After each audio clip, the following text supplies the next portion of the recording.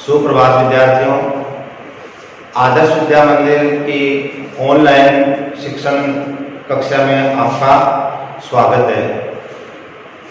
आज कक्षा 10 के पद्य भाग के प्रथम अध्याय सूरदास का जीवन परिचय के बारे में हम चर्चा करेंगे।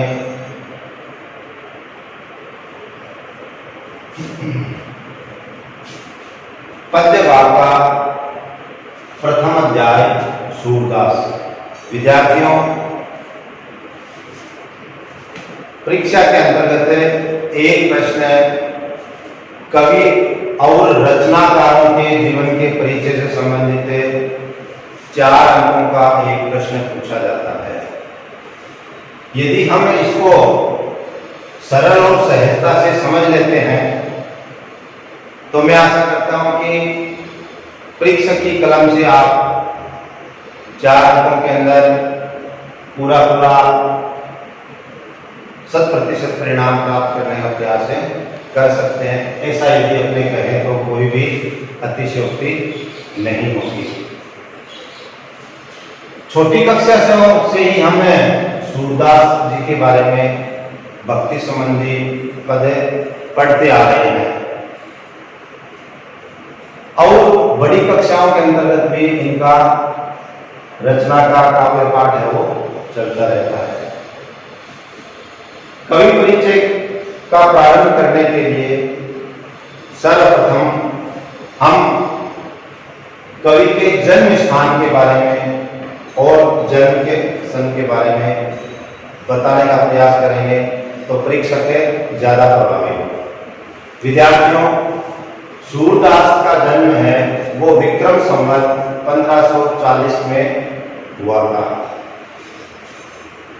इनके जन्म स्थान के बारे में विभिन्न विद्वानों ने अपने अपने मत से विचार प्रकट किए हैं। कुछ विद्वान इनके जन्म स्थान को रुनकुता, आगरा और दिल्ली के मध्य स्थान है, उसको मानते हैं, परंतु हमें निर्विवाद परीक्षा की दृष्टि से यदि दिल्ली के निकट सिंही ग्राम को लिखते हैं तो ज्यादा ठीक रहेगा।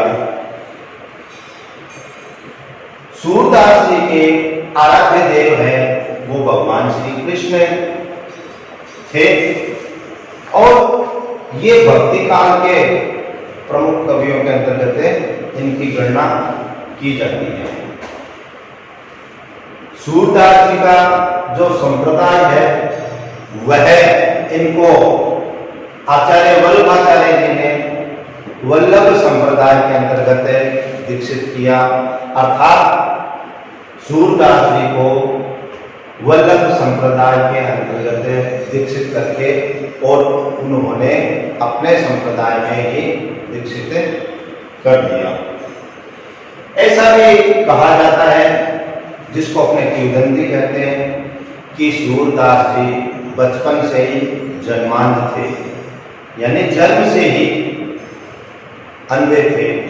अब विद्यार्थियों, अपने मस्तिष्क में विचार आता है कि जब सूरदास जी जन्म से ही अंधे थे तो उन्होंने इतने बड़े काव्य की रचना कैसे की, जिन्हें आज वर्षों से हम पढ़ते आ रहे हैं और आगे आने वाली पीढ़ियां भी पढ़ती रहेंगी। परंतु विद्यार्थियों, ऐसा माना जाता है कि उनके प्रज्ञा चक्षु थे, यानी उनके जो आंतरिक नेत्र थे, बुद्धि के नेत्र थे, वो बहुत ही सक्रिय थे, जिनके कारण से इन्होंने अपने काव्य की रचना की।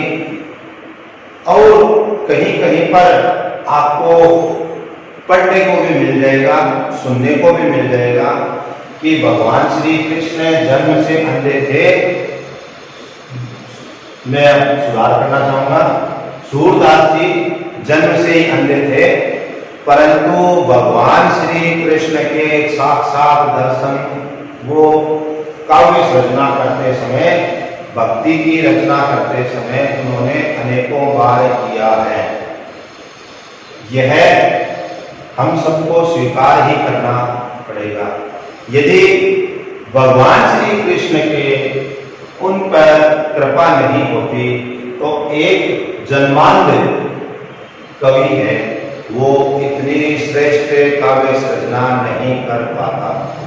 इसलिए हम स्वीकार करते हैं कि भगवान श्री कृष्ण की असीम कृपा थी उन पर, तभी उन्होंने जन्मांध होते हुए भी अपने काव्य की रचना को श्रेष्ठ बनाया, जिनका हम अध्ययन करते रहते हैं। सूरदास की सिर्फ 3 रचनाएं जिनकी उन्होंने रचना की, और इनके अंतर्गत इतना जिसको अपने संक्षेप में कह सकते हैं गागन में सागर बढ़ने वाली बातें हैं, जिनके कारण से भक्ति काल के सिरमौर कवि कहलाए। इनकी रचना है सूर सागर, सूर सारावली और साहित्य लहरी। ये इनकी 3 रचनाएं हैं। भगवान श्री कृष्ण की साक्षात भक्ति करना, यह इनका सगुण भक्ति की ओर संकेत करता है।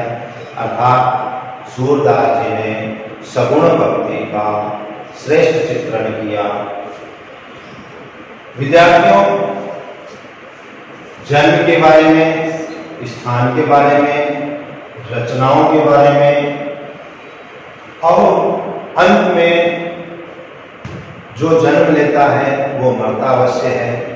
तो सूरदास जी का भी जन्म लेने के पश्चात में विभिन्न क्रियाकलापों को, विभिन्न क्रियाओं को, विभिन्न रचनाओं को, जीवन के विभिन्न चरणों को पूर्ण करते हुए ऐसा बताया जाता है कि पारसौली नामक स्थान पर इनका निधन हो गया था। विद्यार्थियों, यह आपको श्याम पट पर जो बिंदु लिखे हुए हैं, इन बिंदुओं को काम में लेते हुए आपको कवि परिचय या रचनाकारों का जीवन परिचय है वह आप लिखेंगे परीक्षा के अंतर्गत, परंतु आप ये क्रमांक नहीं डालेंगे। परीक्षा में जब आप किसी कवि या रचनाकार का जीवन परिचय लिखते हैं तब ये आप क्रमांक मत डालिएगा। इसको एक गद्यांश के रूप में बना करके लिखना है, परंतु क्रमबद्ध ढंग से लिखना है। ऐसा नहीं है रचनाएं आपने पहले लिख दी, फिर आपको जन्म याद आया, जन्म लिख दिया, फिर आपको स्थान याद आया, वह लिख दिया, बीच में आपको उनका निधन याद आ गया, वो लिख दिया। ऐसा नहीं, क्रमबद्ध ढंग से जीवन परिचय लिखेंगे आप तो परीक्षक अधिक प्रभावित होगा और आपके अंक कटौती की संभावना कम रहेगी।